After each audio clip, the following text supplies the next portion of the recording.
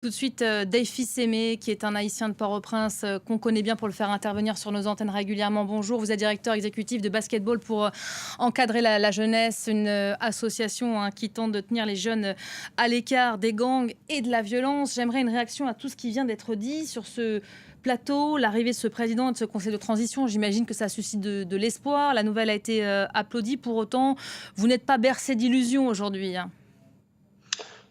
Bonjour Elisabeth Alain. Bon, avec ce tableau qu'on vient de peindre de la situation actuelle à Port-au-Prince, vous pouvez donc imaginer que la population haïtienne souhaite vraiment une amélioration de la situation le plus vite que possible.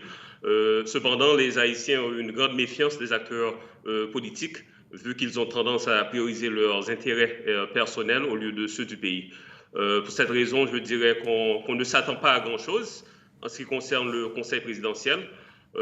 Déjà, on entend qu'il y a des désaccords en ce qui concerne le choix du président du Conseil et éventuellement le choix d'un Premier ministre. Vous avez des doutes quant au fait qu'elle échoue à accomplir sa mission finalement demain?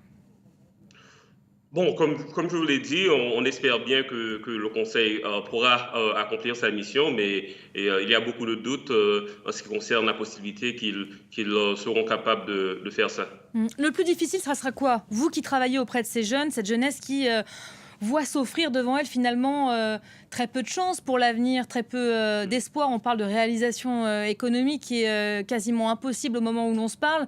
Ça va être ça le plus compliqué de parler aux jeunes demain?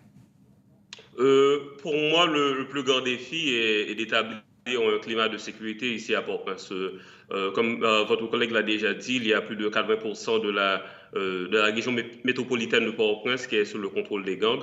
Donc, pour moi, c'est ça la grande priorité. Et ensuite, organiser des élections libres, équitables dans le pays. Merci beaucoup, Dave Fils-Aimé. Merci d'avoir été en direct avec nous et toujours disponible depuis Port-au-Prince en Haïti.